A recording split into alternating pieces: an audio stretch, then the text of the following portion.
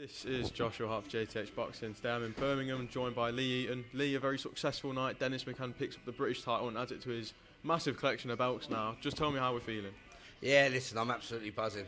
First of all, I just want to say congratulations to you. You graft hard. You're only young, just turned 18, and listen, you're doing your thing. You're enjoying life. Keep doing your thing, mate. Proud of you. Yeah, I appreciate all the kind words. Let's just talk about that fight there. A very mature, dominant display from Dennis McCann.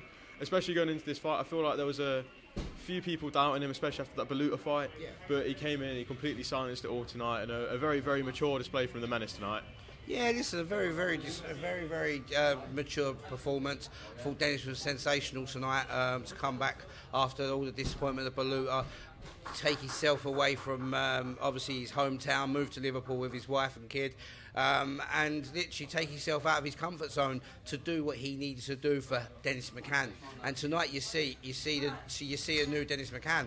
And I thought he won 10 or 11 of the rounds. So listen, my only negative about the performance is he didn't stop him. I thought he could have stopped him. I thought after about 8 rounds the corner was going to pull him out because he was getting busted up a little bit. But obviously Brad's a very, very tough fighter, good big heart, and come back in the later rounds. And listen, fair play to Brad Strand. It was a great fight, and thank you very much to Frank Queensbury for giving him the platform, and bring on Baluta. Does that just show how...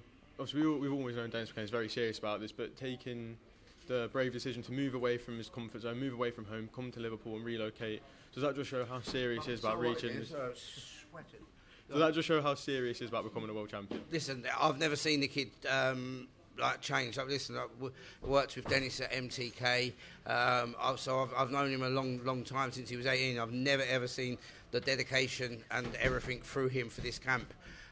He's had unbelievable sparring. Every single sparring partner he's had, obviously, they've given him problems.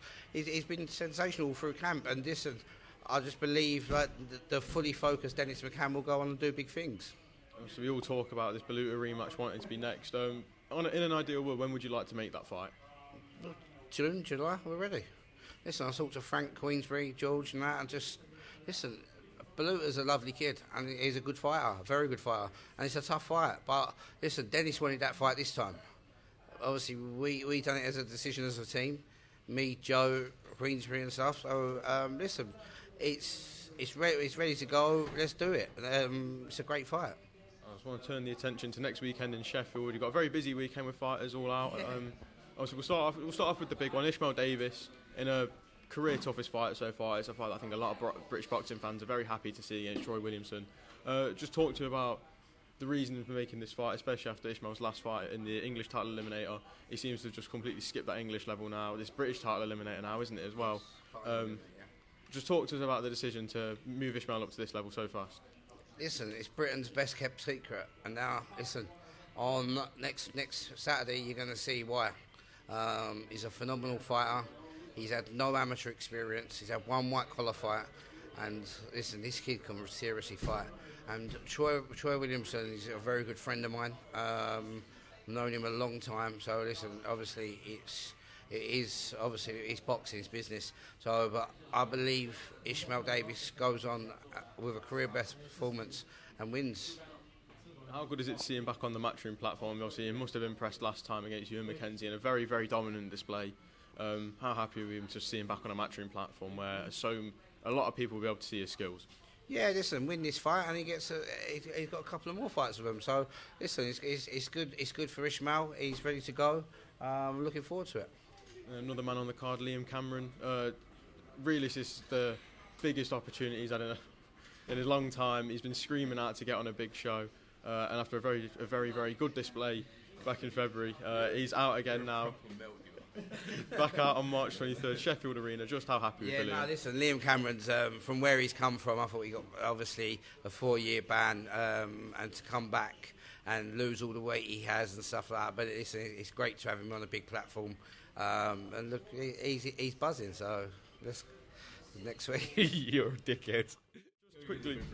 Just quickly, what is the plan for Liam this year? He's already been out once this year. Is it a plan just to keep him nice and active and get him back towards titles? Yeah, listen, keep him active and get him out. Listen, from what Liam's done to come back from, if you see the state of him, a bit like last year, it's incredible. Very, very proud of him. He's been working very hard with Pierce, his head coach, and listen, obviously he's got his opportunity to shine. So looking forward to it. And finally, I want to talk about yourself. Obviously, I've seen you been doing a little weight loss journey. Just talk to me about that and the reasoning to make this change. Still fat, but trying to be less fat.